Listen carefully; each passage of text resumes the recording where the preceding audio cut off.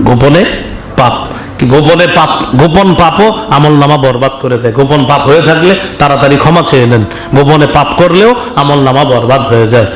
ইবনে মাজার বর্ণনা 4245 নম্বর হাদিসের বর্ণনা, রাসূলুল্লাহ সাল্লাল্লাহু আলাইহি সাল্লাম বলেন, কিয়ামতের ময়দানে আমার উম্মতের এমন একদল মানুষকে আমি চিনি, লা আ'লামান্না, যেটা আমি আজকে খুতবায় পেশ করলাম, লা আ'লামান্না আকওয়ামান মিন উম্মতি ইয়াতুনা ইয়াউমাল কিয়ামা বিহাসানাতিন আমসালি জিবালি তিহামা তাবাইযা।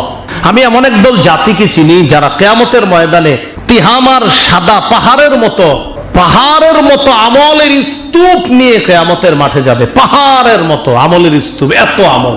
কোথায় যাবে? কিয়ামতের মাঠে। এরা জাহান্নামে যাবে, নাউজুবিল্লাহ। আমলের পাহাড় নিয়ে আবার জাহান্নামী হয় কেন?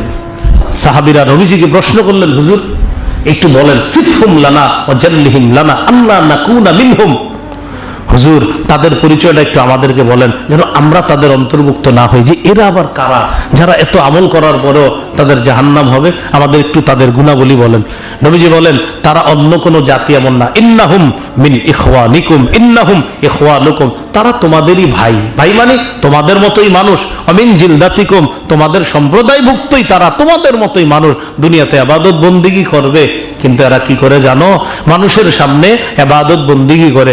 ইয়াখুজুনা বিল-লাইলি কামা তাখুজুন, তোমরা যেমন রাতে ইবাদত করো তারাও রাতে ইবাদত করবে। তবে ইদা খালাউ বিমাহারিমিল্লাহ ইনতাহাকুহা, মানুষের সামনে ইবাদত করে, গোপনে গিয়ে কি করে জানো? হারাম কাজে লিপ্ত হয়। এমনি ইবাদত করে, মানুষও তারে ভালো মনে করে, গোপনে পাপে জড়িয়ে পড়ে, গোপন পাপে জড়িয়ে পড়ে। আমি তাদের আমল নামা এই পাহাড়ের মতো আমল বরবাদ করে দিব, আমি পাহাড়ের মতো আমল নষ্ট করে দিব।